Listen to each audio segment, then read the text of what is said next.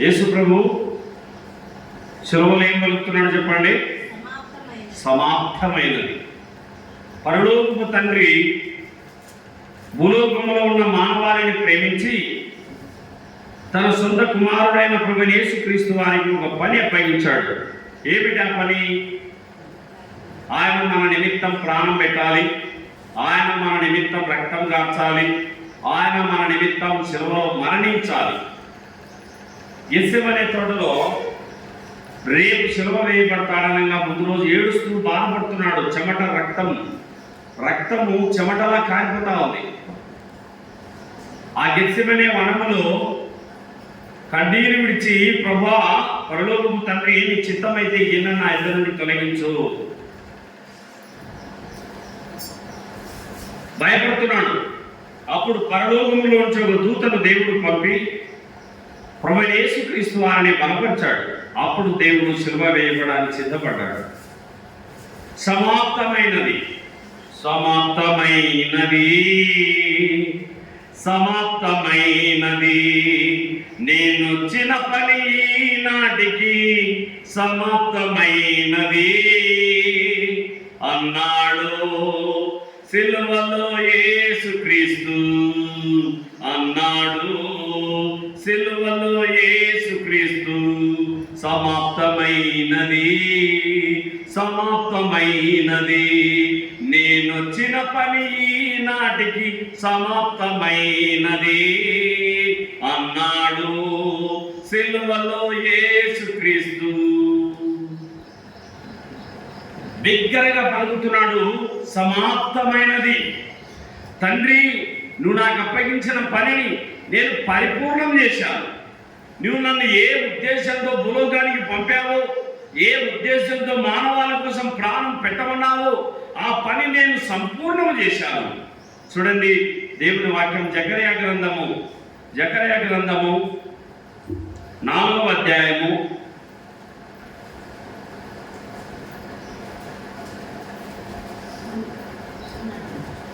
4:9. జెరుబ్బాబెలు చేతులు ఈ మందిరపు పునాది వేసి ఉన్నది, అతని చేతులు ముగించును. అప్పుడు సైన్యములకు అధిపతి యెహోవా నన్ను మీ యొద్దకు పంపి ఉన్నాడని నీవు తెలుసుకొందువు. దేవుడు మానవుడయ్యాడు, సృష్టికర్త రక్షణకర్త అయ్యాడు. పరలోకపు తండ్రిని భూలోకములోనికి ప్రభువైన యేసుక్రీస్తు వారి రూపమున దేవుడే మానవుడిగా రావడం ఎంత అదృష్టం! నన్ను దేవుడు పరలోకము నుంచి పంపాడని ఇక్కడ సాక్ష్యం ఇస్తున్నాడు. నన్ను మీ యొద్దకు పంపి ఉన్నాడు, నన్ను మీ యొద్దకు పంపి ఉన్నాడు. నశించిన దానిని వెదకి రక్షించుటకై మనుష్య కుమారుడు లోకానికి వచ్చాడు. పాపులను రక్షించుటకు క్రీస్తు యేసు లోకానికి వచ్చును. పాపములను తీసివేయుటకై ప్రభువైన యేసుక్రీస్తు వారు ప్రత్యక్షమాయను.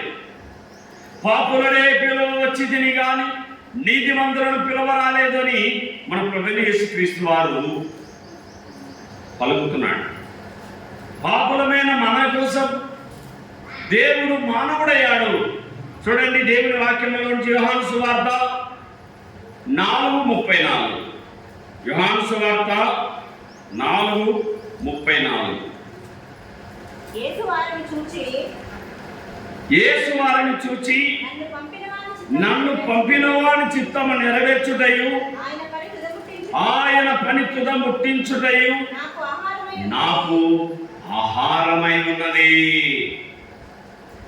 పరలోకము తండ్రి ఏమైతే పని అప్పగించినాడో ఆ పని పూర్తి చేయడమే నాకు ఆహారం. నన్ను పంపిన వాని చిత్తం నెరవేర్చుట. పరలోకపు తండ్రి చిత్తం ఏమిటి? ప్రజలందరి కోసం ప్రాణం ఇవ్వడం ఆయన చిత్తం. మనందరికి బదులుగా శిలువలో నలిగిపోవడం దేవుడి చిత్తం. మనకు బదులుగా మరణించడం దేవుడి చిత్తం. యావత్ బాధను శిలువలో భరించడం దేవుడి చిత్తం. అంటే మనం గమనించినట్లయితే ప్రభువైన యేసు వారు వారిని చూచి, నన్ను పంపిన వాని చిత్తము నెరవేర్చుట ఆయన పని, తుదముట్టించుటయు నాకు ఆహారం. తుదముట్టించుట, అప్పగించిన పనిని తుదముట్టించుట. దేవుడు ప్రభువైన యేసుక్రీస్తు వారికి ఇచ్చిన పని ఏమిటంటే, లోకరక్షకుడుగా యావత్ ప్రపంచం కోసం శిలువలో ఆ కలవరి కొండలో ప్రాణం ఇవ్వడమే ఆయన దేవుడు పరలోకపు తండ్రి ప్రభువైన యేసుక్రీస్తు వారికి అప్పగించిన శ్రేష్టమైన పని. ఆయనను శిలువ వేశారు. చూడండి, దేవుని వాక్యంలో మార్క్సు వార్త 15:25లో, మార్కు 15:25లో ఆయనను శిలువ వేసినప్పుడు పగలు 9 గంటలు ఆయన యేసు ప్రభువుని శిలువ వేసింది ఎన్ని గంటలకు చెప్పండి? ఉదయం 9 గంటలకు శిలువ వేశాడు. ప్రాణం ఎన్నింటికి వెళ్ళిపోయింది? చూడండి, లూకాసు వార్త 23:43. లూకాసు వార్త 23:43, 44. అప్పుడు రమారమి మధ్యాహ్నం అయింది. అది మొదలుకొని 3 గంటల వరకు ఆ దేశమంతటి మీద చీకటి కమ్మెను. సూర్యుడు అదృశ్యుడాయను, గర్భాలయం నడిమికి చెరియను. అప్పుడు యేసు గొప్ప శబ్దంతో కేక వేశాను. చూసి అలా ఇక్కడ గమనిస్తే, పరలోకపు తండ్రికి ఆయన పరిపూర్ణమైనటువంటి చిత్తాన్ని యేసు ప్రభువు నెరవేర్చిన వ్యక్తిగా మనకు కనబడుతున్నాడు.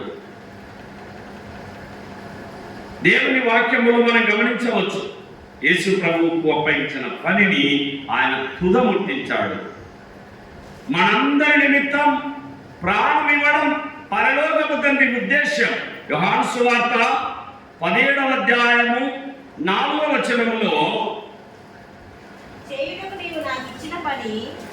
పరలోకపు తండ్రి చేయుటకు నువ్వు నాకు ఇచ్చిన పని నేను సంపూర్ణముగా నెరవేర్చి భూమి మీద నిన్ను మహిమపరచితిని. ఏమర్చాడండి? పరలోకపు తండ్రి యేసుప్రభువు వారు మహిమపరచాడు. నువ్వు ఏ పని అయితే నాకు చేయడానికి ఇచ్చావో ఆ పని నేను సంపూర్ణం చేశానంటున్నాడు. చేయటకు నువ్వు నాకు ఇచ్చిన పనిని నేను సంపూర్ణంగా నెరవేర్చాను అంటున్నాడు. ఎంత గొప్ప త్యాగాన్ని యేసుప్రభువు వారు శిలువలో చేశాడు అని గమనించాలి. యేసుప్రభువును కొట్టిన కొరడ 12 కొండలతో తయారు చేయబడిన కొరడ. ఆయనను కొట్టినప్పుడు ధర్మశాస్త్ర ప్రకారం తప్పు చేసిన వారికి 39 కొరడా దెబ్బలు పడాలి. యేసుప్రభు ఏ తప్పిదము చేయలేదు. ఆయన మూగవారికి నోరిచ్చాడు, గుడ్డివారికి చూపునిచ్చాడు, చనిపోయిన లాజరును, విధవరాలి కుమారుని బతికించాడు, యాయిరు కుమార్తెను బతికించాడు, 38 ఏళ్ల నడుమొంగిన వ్యక్తిని బాగు చేశాడు, నీళ్లను ద్రాక్షారసంగా మార్చాడు, 5 రొట్టెలు 5,000 మందికి పంచి ఆహారముగా ఇచ్చాడు. ఎన్నో ఆశ్చర్యాలు చేశాడు, అవసరాలు తీర్చాడే తప్ప ఆయన ఏ తప్పిదమో చెయ్యలేదు. ఆయనలో ఏ పాపము లేదు. ఆయనకు ఏమాత్రం శిక్ష వేయడానికి ఆయనలో ఏ తప్పిదము ఎవరికి కనబడడం లేదు. హేరోదు రాజుకు కనబడడం లేదు. పిలాతు ఇది నేను నాకు ఏ తప్పిదము కానరాలేదంటున్నాడు. కయప ఇతను నిజముగా నీతిమంతుడు అంటున్నాడు. హేరోదు ఇతని యందు ఏ నేరము నాకు కనబడలేదంటున్నాడు. రాష్ట్రపతి, గవర్నర్లు ఏ తప్పిదము చేయలేదు, ఈయన ఏ నేరం ఇతను కనబడలేదని చెప్తున్నారు. అయినా కానీ ఏం చేశారు? శాస్త్రులు, పరిసయ్యులు, సద్దుకయ్యులు వీళ్ళందరూ డబ్బులు ఇచ్చి ప్రజలకు కేకలు వేయించినారు. సిలువ వేయమని చెప్పండి, సిలువ వేయమని చెప్పండి అని, యేసుప్రభుని సిలువ వేయమని చెప్పండి అని చెప్పి డబ్బులు పంచినారండి. అప్పుడు ఆ ప్రజలు ఆ డబ్బులు తీసుకొని యేసును సిలువ వేయండి, సిలువ వేయండి అన్నాడు. ఆడికి పిలాతు రాజు అన్నాడు, ప్రతి పస్కా పండుగ రోజున ఒక వ్యక్తిని, ఒక ఖైదీని విడిపించే పవర్స్ నాకు ఉన్నాయి కదా, రైట్స్ నాకు ఉన్నాయి కనుక నేను యేసు ప్రభువుని విడుదల చేసే పవర్ నాకు ఉంది అన్నప్పుడు, బరబ్బాను విడుదల చేయము, యేసును సిలువ వేయము, బరబ్బాను విడుదల చేయము, యేసును సిలువ వేయమని అంటున్నారండి. ఎంత న్యాయపు ప్రజలు! బందిపోటు దొంగను కోరుకుంటా ఉన్నారు ప్రజలు. బందిపోటు దొంగ దారిలో పోయి వాళ్ళందరినీ చంపిన వ్యక్తిని కోరుకుంటున్నారు, దొంగతనాలు చేసే వ్యక్తిని కోరుకుంటున్నారు, నీతిమంతుడైన యేసు ప్రభువు శిలువ వేయమని కోరుకుంటున్నారు. ఆయన శిలువ వేయబడము దేవుని చిత్తమే, ఆయన మరణించడం దేవుని చిత్తమే, ఆయన సమాధి చేయబడడం దేవుని చిత్తమే, ఆయన సమాధిని జయించడం దేవుని చిత్తమే. ఇదన్నీ జరగాలి. యేసు ప్రభు శిలువలో కేక వేయకపోతే మనం అగ్నిగుండంలో నరకములో కేక వేయాలి. పాపములో బడి చెడినేనుండగా పాతాళమే నా గతి అనుకొనగా పట్టుకుంటేవి పాపి హృదయము, పట్టుకుంటేవి పాపి హృదయము, స్తుతి పాడేదను యేసువా, స్తుతి పాత్రుడవు నీవేగా, స్తుతి పాత్రుడవు నీవేగా. నా కొరకు మరణించి మృతి గెలిచినావా, నా కొరకు మరణించి మృతి గెలిచినావా. అంతగా భక్తుడు పాట ప్రభువును స్తుతిస్తున్నాడు. ఎందుకు నాపై ఇంతటి ప్రేమ వివరించుటకు ఎంతటి వాడను, ఎందుకు నాపై ఇంతటి ప్రేమ వివరించుటకు ఎంతటి వాడను, ఏమిచ్చి నీ రుణము తీర్తును, ఏమిచ్చి నీ రుణము తీర్తును, స్తుతి పాడేదను యేసువా, స్తుతి పాత్రుడవు నీవేగా, స్తుతి పాత్రుడవు నీవేగా. నా కొరకు మరణించి మృతి గెలిచినావా, నా కొరకు మరణించి మృతి గెలిచినావా, స్తుతి పాడేదను యేసువా, స్తుతి పాత్రుడవు నీవేగా,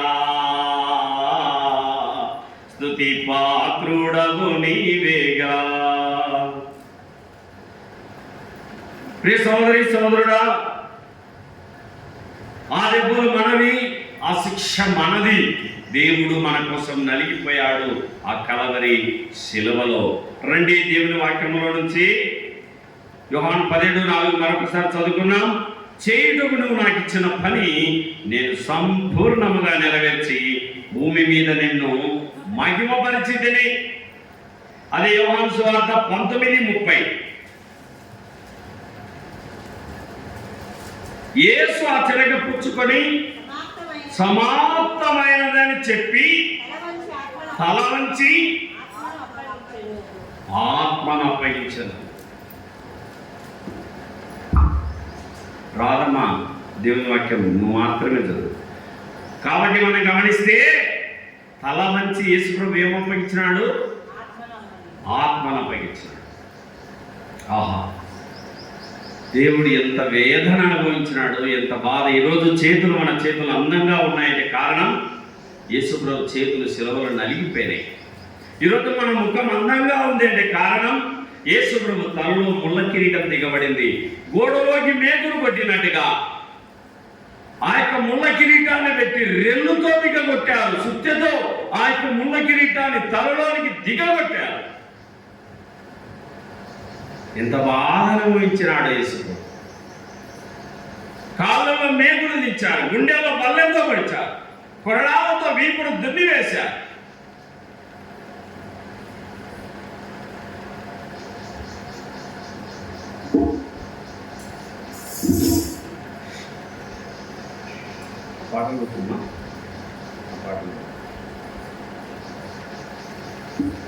భక్తుడు ఒక పాట పాడాడు చూడండి.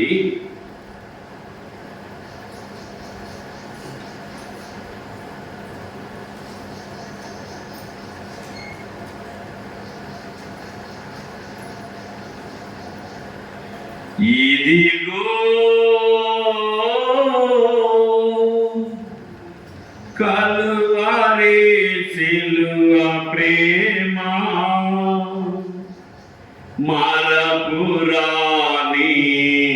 మధుర ప్రేమ యేసు ప్రేమ నా యేసు ప్రేమ యేసు ప్రేమ నా యేసు ప్రేమ ఇదిగో యేసుని సిలువకు పంపిన ప్రేమ దోసిని కరుణతో పిలచిన ప్రేమ యేసుని సిలువకు పంపిన ప్రేమ దోసిని కరుణతో పిలచిన ప్రేమ మరువజాలని ప్రేమ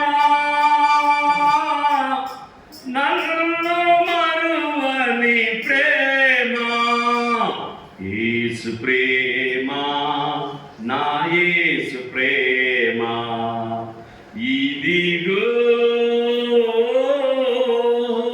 కలువరి సిలువ ప్రేమ మరపురాని మధుర ప్రేమ మహిమైశ్వర్యము బాపిన ప్రేమ నా దోషములను మోసిన ప్రేమ మహిమైశ్వర్యము బాపిన ప్రేమ నా దోషములను మోసిన ప్రేమ విడువజాలని ప్రేమ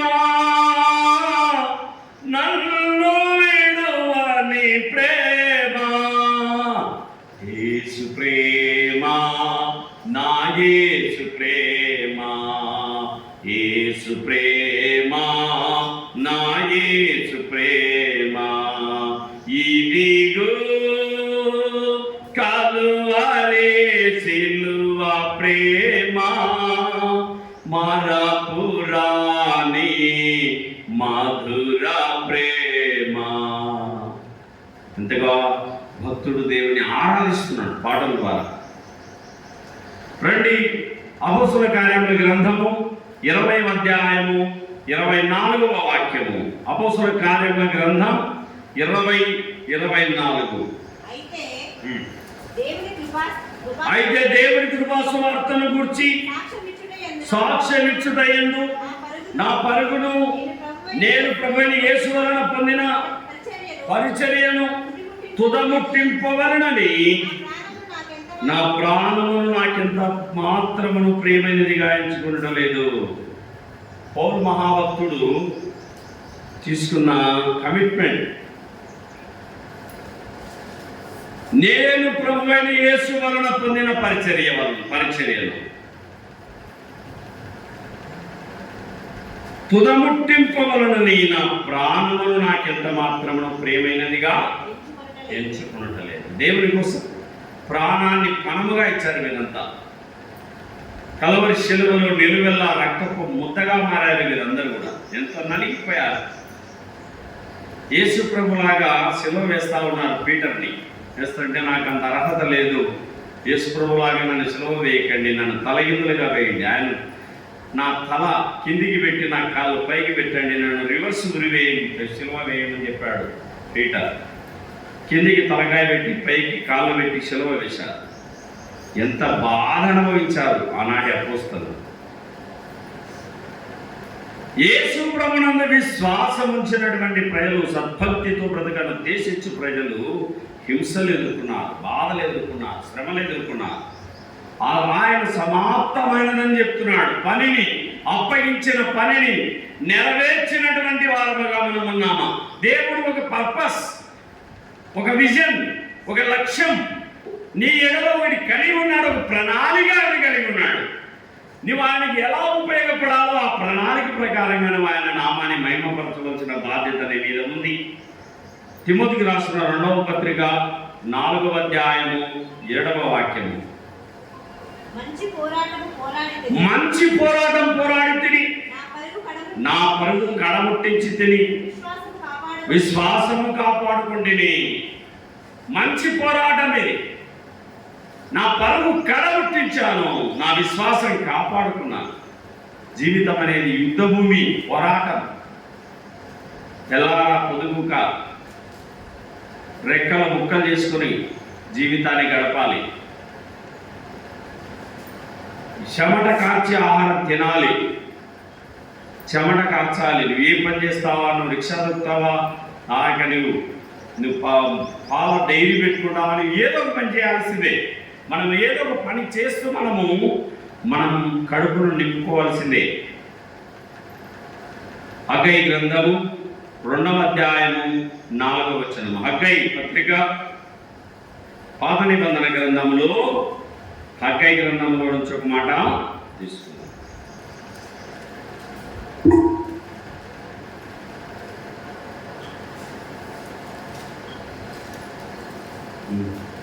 పేజీ నెంబర్ 775,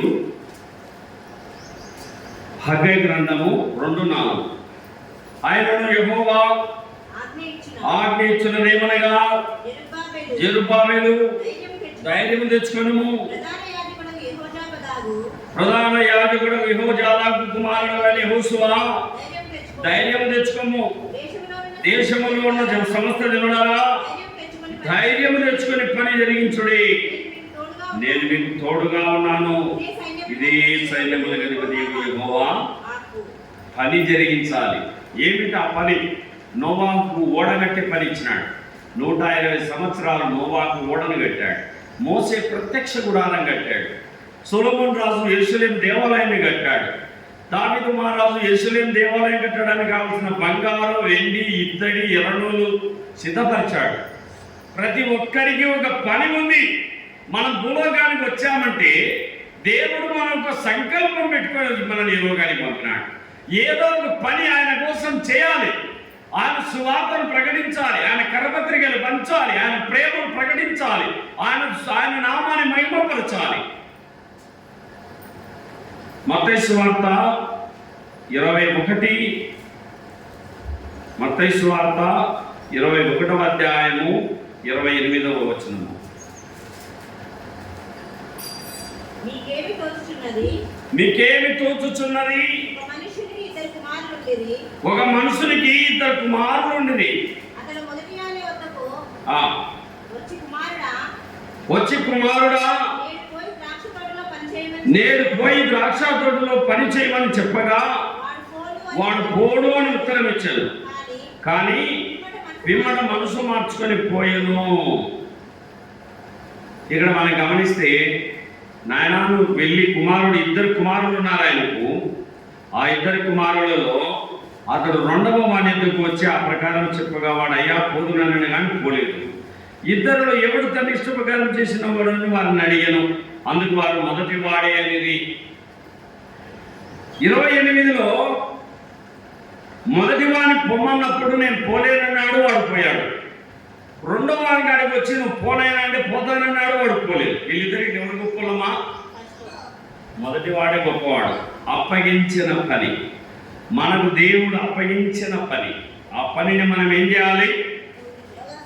సంపూర్ణం చేయాలి. మార్కు సువార్త 13వ అధ్యాయము 34.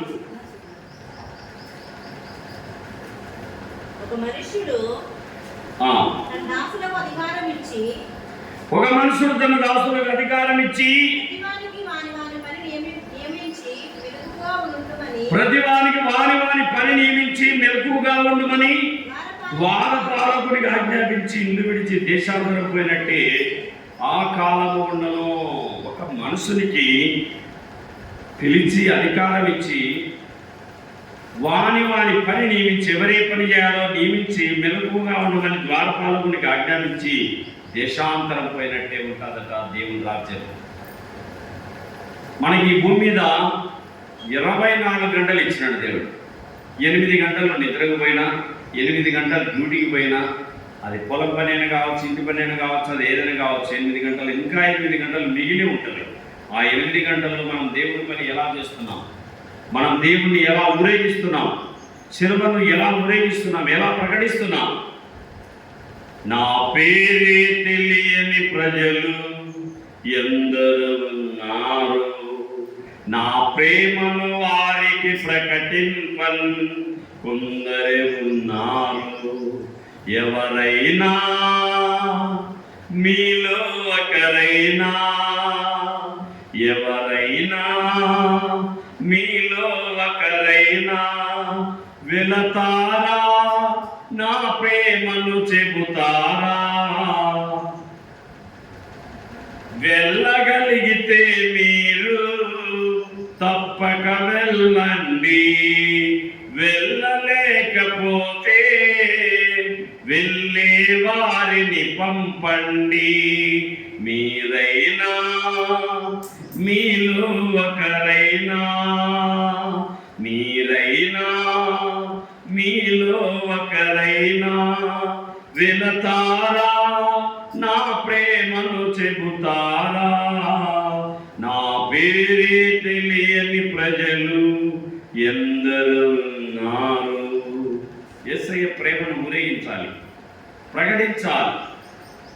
సువార్తను ప్రకటించవా, సునాదము వినిపింపవా, సిలువను ప్రకటింపవా, వాటి విలువను వివరింపవా. ఎవరు వివరించాలి? మనమే. దేవుడు దేవదూతలను నమ్మి అప్పగించలేదు పని, మనల్ని నమ్మి అప్పగించినాడు పని. కనుక మనమే చేయాలి దేవుని పని. రండి, కొరింథీయులకు రాసిన మొదటి పత్రిక 15:58.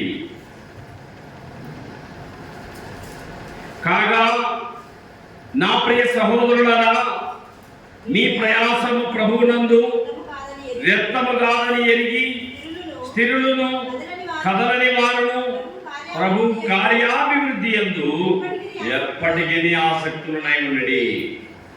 పరలోకపు తండ్రి ఆయనకు అప్పగించిన పనిని ఆయన తుదముట్టించినాడు. పౌలు నా పరుగు కడముట్టించి తిని, నా విశ్వాసం కాపాడుకుంటుని. నీకు నాకు అప్పగించిన పని, పరలోకపు తండ్రి మనకిచ్చిన పనిని చేయాలి. అది ఇష్టపడి చేయాలండి. పనిని ఎలా చేయాలి? ఇష్టపడి. చాలా మంది ఇష్టపడుతున్నారా? కష్టపడుతున్నారు. ఇష్టపడి చేస్తే ప్రతిఫలం, కష్టపడి చేస్తే దీవెన కాదు. ప్రభువునందు మీ ప్రయాసం వ్యర్థము కాదని ఎరిగి స్థిరులను కదలని వారును ప్రభు కార్యాభివృద్ధి యందు ఎప్పటికీ ఆసక్తులనై ఉన్నది. ప్రభు పని చేయడానికి ఎలా ఉండాలట? ఎప్పటికీ ఆసక్తి, ఇంట్రెస్ట్ ఉండాలా, ఎనర్జీ, జోష్, ఆయన ఉత్సాహం, ఆయన పని పట్ల, ఆయన మందిరం పట్ల, ఆయన పరిచయం పట్ల, కుర్చీలు వేసే విషయంలో, చాపలు పరిచే విషయంలో, కంజర కొట్టే విషయంలో, పాటలు పాడే విషయంలో, కరపత్రికలు పంచే విషయంలో, పాటలు దేవుని సువార్త పాటలు పాడే విషయంలో, వాక్యాన్ని ప్రకటించే విషయంలో ప్రయాసపడాలి. మన ప్రయాస ప్రభునందు వ్యక్తము కాదని ఎరిగి స్థిరులను కదలని వారును ప్రభు కార్యాభివృద్ధి యందు ఎప్పటికీ మీరు ఆసక్తులై ఉండు. ఫిలిప్పీ 2:12. పౌలు ఫిలిప్పీలకు రాసిన పత్రిక 2వ అధ్యాయము 12వ వచనం. చూడండి. కాగా నా ప్రియ సహోదరులారా, మీరెల్లప్పుడూ విధేయులై ఉన్న ప్రకారము నా ఎదుట ఉన్నప్పుడు మాత్రమే కాక మరి ఎక్కువగా నేను మీతో లేని ఈ కాలమందును భయముతోనూ వణుకుతోనూ మీ సొంత రక్షణను కొనసాగించుకోవాలి. ఎలా కొనసాగించుకోవాలి రక్షణ? భయంతో, వణుకుతో భయపడుతుండాలి.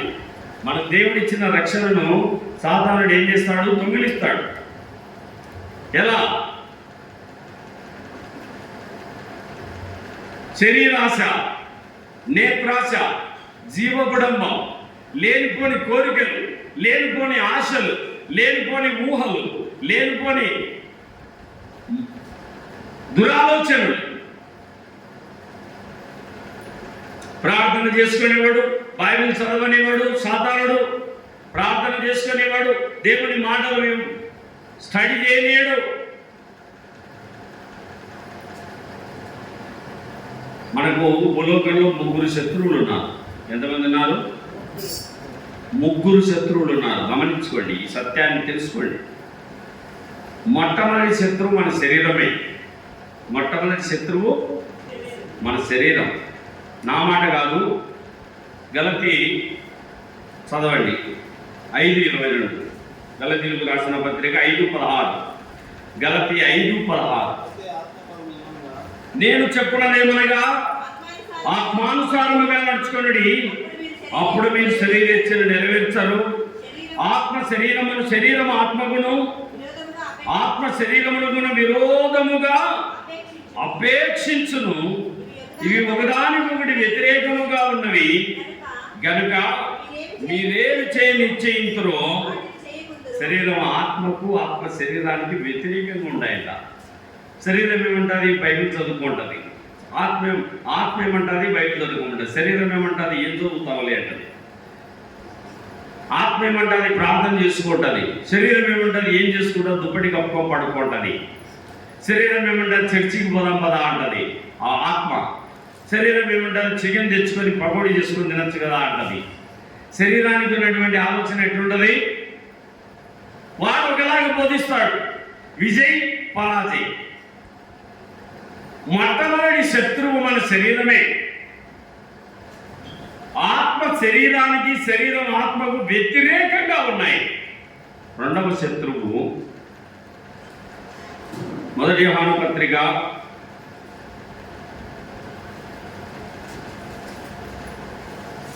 2వ అధ్యాయము 15వ వచనం. ఈ లోకమునైనను, ఈ లోకములో ఉన్న వాటినైనను ప్రేమింపకుడి. ఎవడైనను లోకమును ప్రేమించిన తండ్రి ప్రేమ వానిలో ఉండదు. లోకములో ఉన్నదంతయు అనగా శరీరాశ, నేత్రాశ, జీవముడంబం, ఇవి తండ్రి వలన పుట్టినవి కావు, ఇవి లోక సంబంధమైనవే. లోకమును దాని ఆశయం గతించిపోవచ్చున్నవి కానీ దేవుని చిత్తమును జరిగించేవాడు నిరంతరము నిలుచును. దేవుని చిత్తాన్ని జరిగించడం, దేవుని చిత్తమును ఎరిగి నడవడం, దేవుని చిత్తమును అనుసరించడం. రెండవది ఈ లోకం. ఈ లోకం మనకి శత్రువు. లోకం ఏం చేస్తుంది? ఆకర్షిస్తుంది. లోకాశలు, శరీరాశ, నేత్రాశ, జీవగుడంబం, లోకములో ఉన్నదంతా ఇవే.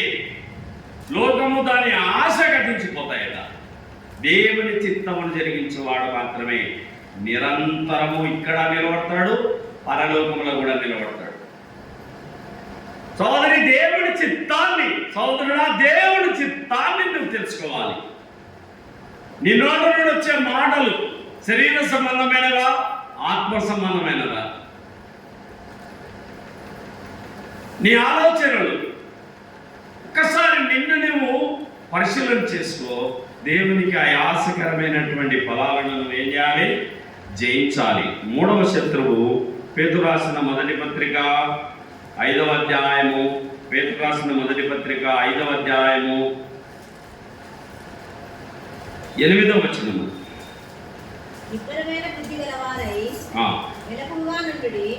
నిబ్బరమైన బుద్ధి గలవారై మెలకువగా ఉండుడి. మీ విరోధి అయిన అపవాది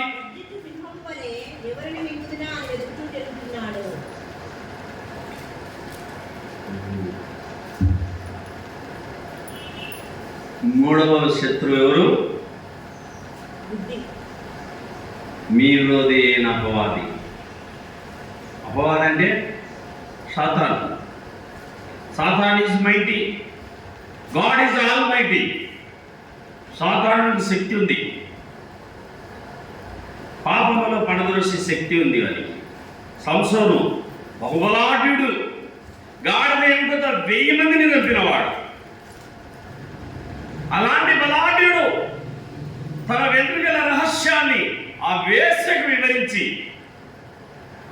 తన బలాంతా దేనిలో ఉండాలని తెలియపరిచి దేవుడు ఆయనకి చెప్పాడు 3 విషయాలు. 1, ద్రాక్షారసం తాగద్దు. 3, చనిపోయిన శవాలను ముట్టకూడదు. 3, మంగళగత్తి నీ తల మీదకి రానివ్వకూడదు. ఇవి దేవుడు చెప్తే ఆ 3 ధిక్కరించినాడు. 3 చనిపోయిన సింహముల నుంచి తేనె తీసుకుని తిన్నాడు, తల వెంట్రుకలు గురిగించుకున్నాడు, మద్యం తాగుతున్నాడు, 3 తప్పులు చేస్తున్నాడు. ఈ దిలీలా అనే స్త్రీ సంసోనులో బలం ఎక్కడ ఉందో, నువ్వు ఎలా ఇంతమందిని చంపగలుగుతున్నావు, ఎలా ఇంతమందిని జయించగలుగుతున్నావు, నీ శక్తి రహస్యం ఏందో నాకు చెప్పు చెప్పు చెప్పు అని అతన్ని విసిగిస్తుంటే విసిగి చావుగురినాడు తప్ప అక్కడి నుంచి లేచిపోవచ్చు. ఆయన మరో చోటుకి వెళ్ళిపోతే బతకచ్చు, కానీ సస్తే సస్తిలే అనుకున్నాడు. పాపము కట్లు ఆ దిలీలా అనే వేసిన బంధపు కట్లు, పాపపు కట్లు అన్న బంధించి పడేసినాయి. అక్కడి నుంచి లేచి వెళ్ళే స్థితిలో ఆయన లేడు. తన శక్తి రహస్యాన్ని ఆయన చెప్పినాడు. నా తల వెంట్రుకలన్నీ గురిగిస్తే నా బలం పోతుంది, నా శక్తి పోతుంది, నేను మామూలు మనిషిని అయిపోతాను. సంసోను ఫిలిష్తీయుల మీద పడుతున్నా అంటే విరజిమ్ముకోపోయినాడు. యెహోవా అతని ఎడబాసెను. దేవుడు సంసోను ఎడబాసినాడు. లోకంలో ఉన్న శరీరాశకు లొంగిపోయినా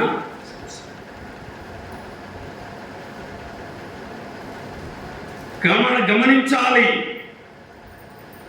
దేవుని వాక్యముల నుంచి తిమోతికి రాసిన 2వ పత్రిక 4:5 చూద్దాం. తిమోతికి రాసిన 2వ పత్రిక 4వ అధ్యాయము 5వ వచనము.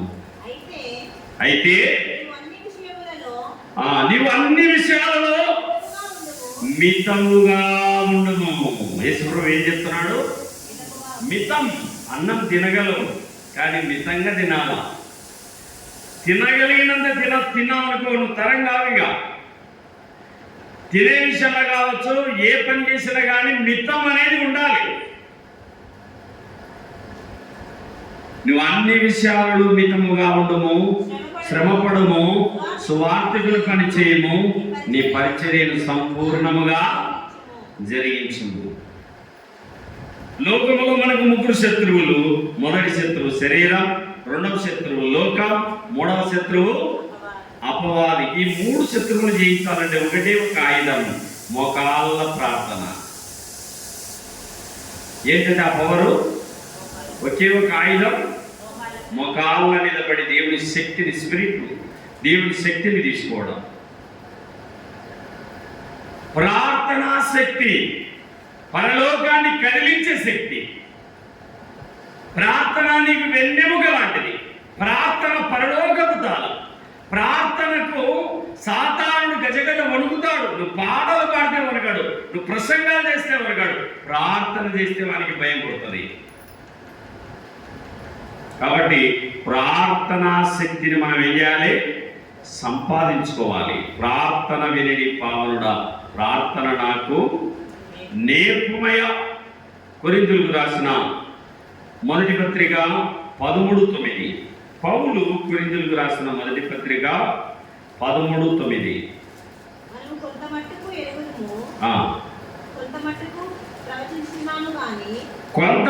మేము ఎరుగుదము, కొంతమందికే మేము ప్రవచించుతున్నాము, కానీ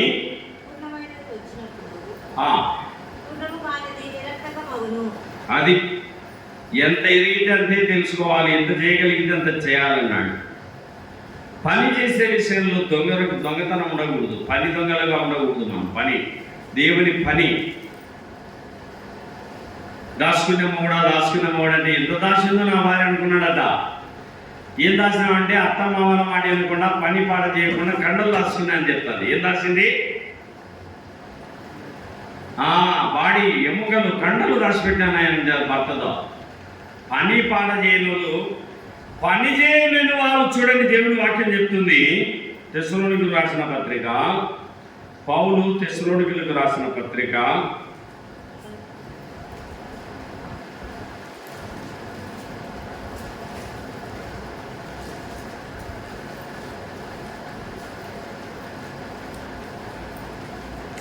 4 రెండవ పత్రిక 3:10. తెస్సలోనికీయులకు రాసిన రెండవ పత్రిక 3:10. మరియు మేము మీ యొద్ద ఉన్నప్పుడు ఎవడైనా పని చేయనోలని ఎడల వాడు భోజనం చేయకూడదని మీకు ఆజ్ఞాపించింది కదా. పని చేయకపోతే ఏం తినకూడదు?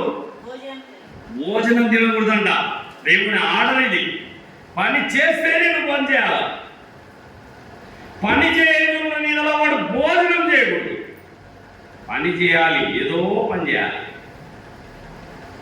దేవుడిచ్చిన జీవిత కాలంలో పని అనేది ఒక పనిని నువ్వు ఎప్పుడైతే ప్రేమిస్తావో, ఆ పనిని నువ్వు ఇష్టపడి చేస్తావో, నువ్వు ఆశీర్వదించబడతావు. కాబట్టి పనిని ఇష్టపడదాం, పనిని ప్రేమిద్దాం, పరలోకపు తండ్రి పనులు కూడా చేద్దాం. ఫిలిప్పీయులకు రాసిన పత్రిక, పౌలు ఫిలిప్పీయులకు రాసిన పత్రిక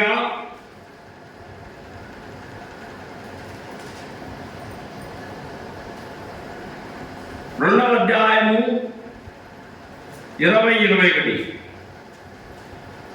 మీ క్షేమ విషయమై నిజముగా చింతించువాడు అతని వంటి వాడెవడును నా యొద్ద లేడు. అందరూ తమ సొంత కార్యములను చూసుకుంటున్నారు కానీ యేసుక్రీస్తు కార్యములను చూడరు. దేవుని పనులు చేయాలంటే, దేవుని కార్యాలు చేయాలంటే ఎవరు చేయాలి? అందరూ చేయాలి. ఇప్పుడు ఈ శరీరం మీద ఈ శరీరంలో అన్ని పాటలకు యూనిటీ ఉంది. ఇప్పుడు చేతులు ఉన్నాయి, కాళ్ళు ఉన్నాయి, కళ్ళు ఉన్నాయి, చెవులు ఉన్నాయి, ముక్కులు ఉన్నాయి, నోరు ఉంది, పళ్ళు ఉన్నాయి, నాలుగు ఉంది. ఇవన్నీ కూడా పనిచేస్తున్నాయి. ప్రతి పార్ట్ పని కలిగింది. పొట్టకు పని లేదు, పాట లేదని చెప్పి మొత్తం అవయవాలని స్ట్రైక్ చేసినాడు ఒకరోజు. ఆ పొట్ట అసలు ఏ పని చేయడం లేదు. నేను కూడా పని చేస్తున్నాను అమ్మా, నన్ను అర్థం చేసుకోండి అంటే అర్థం చేసుకోలేదు. 1 రోజు, 2 రోజులు, 3 రోజులు అన్ని స్ట్రైక్ ప్రకటించినాయి. దేహంలో ఉన్న అన్ని అవయవాలు. మాట చెవుల్లో ఉండొచ్చు, అది 3వ రోజుగా మాటలు రావడం లేదు. నీరసం వస్తూ ఉంది, సచ్చు వస్తూ ఉంది, బలహీనత ఏర్పడుతూ ఉంది. 3 రోజులు అన్నం లేదు, నీళ్లు లేవు. దేహం మీద స్ట్రైక్ ప్రకటించినాయి కడుపు మీద. అప్పటికి అర్థమైంది కడుపు కూడా పనిచేస్తుందని. ఏంటి మన పరిస్థితి? మనకు నా మాట రావడం లేదు, సరిగ్గా పని చేయలేకపోతున్నాం, చేతులు ఎత్తలేకపోతున్నాయి, కాళ్ళు నడవలేకపోతున్నాయి, చెవులు వినలేకపోతున్నాయి, ముక్కులకు వాసన చూడడం, ఆ యొక్క లక్ష్యాన్ని కోల్పోయినాయి అన్నీ కూడా. అప్పుడు కడుపు దగ్గరికి వెళ్ళి క్షమాపణ చెప్పినాయి. ఏం చేయాలంటే ముందు నీళ్లు పోయమని చెప్పింది. నీళ్లు వేస్తానే ఫ్రూట్స్ జ్యూస్ వేసారు. తర్వాత అన్నం వేస్తే ఇంకా ఏమైనా వేసుకోండి. అప్పుడు ఎనర్జీ వచ్చింది. ప్రతి పార్ట్ శరీరంలో ఏమున్నాయి? పని కలిగి ఉన్నాయి. చేతులు పనిచేస్తున్నాయి, కాళ్ళు పనిచేస్తున్నాయి, కళ్ళు చూస్తున్నాయి, చెవులు వింటున్నాయి, ఆ ముక్కులు వాసన చూస్తున్నాయి, నాలుగు రుచి చూస్తూ ఉంది, పళ్ళు కరుగుతూ ఉన్నాయి, పళ్ళు నమ్ముతూ ఉన్నాయి ఆహారాన్ని. ప్రతి పార్ట్ పనిచేస్తుంది నీ శరీరంలో. సంఘంలో కూడా మనందరం కూడా అవయవాలుగా ఉన్నాం. సంఘంలో కూడా మనందరం ఏమైనా అవయవాలు, పనిచేయాలి. మందిర పనిని నువ్వు ఇష్టపడుతున్నావా? ప్రభు పనిని నువ్వు ఇష్టపడుతున్నావా? ప్రభు పనిని నువ్వు ప్రేమిస్తున్నావా? అందరూ తమ సొంత కార్యాలే చూసుకుంటున్నారు, దేవుని కార్యములను చూడడం లేదు. దేవుని వాక్యములో మనం గమనించవచ్చు. నా దేవుని బిడ్డారా, పనిని ఇష్టపడదాం, పనిని ప్రేమిద్దాం. ఇంతటితో యేసు ప్రభు సమాప్తమైనది అనే మాట సమాప్తమైంది. నోవాహు ఓడను కట్టాడు, పనిని సంపూర్ణం చేశాడు. మోసే ప్రత్యక్ష గుడారం కట్టాడు, పనిని సంపూర్ణం చేశాడు. దావీదు బంగారు వెండి సిద్ధపరిచాడు. సొలొమోను రాజు మందిరాన్ని కట్టాడు. అందరూ వారి వారి పనులు చేసి వెళ్ళిపోయారు. మనమేం చేస్తున్నాం? మనం దేవుని రాజ్యాన్ని విస్తరింపజేయాలి, దేవుని రాజ్యాన్ని ప్రకటించాలి. సమాప్తమైనదని చెప్తున్నాడు యేసుప్రభు శిలువలో. సమాప్తమైనదని చెప్పి బిగ్గరగా కేకలు వేస్తున్నాడు. ఆయన పని సంపూర్ణముగా చేశాడట. చేతులలో రక్తం, కాళ్ళలో రక్తం, తలలో రక్తం, హృదయంలో పల్లెపూడు వలన రక్తం, కొరడాదిప్పుల వలన రక్తం, నిలువెల్ల రక్తపు ముద్దగా చేయబడి నీకోసం నా కోసం శిలువలో నలిగిపోయి పరిపూర్ణముగా పని జరిగించి చనిపోయాడు ఆయన. కనుక ఆయన పనిని ఆయన ఏం చేశాడు? సమాప్తం చేశాడు. ఎంతటితో సమాప్తం అనే మాట ముగిసింది. దేవునికి మహిమ కలుగును గాక.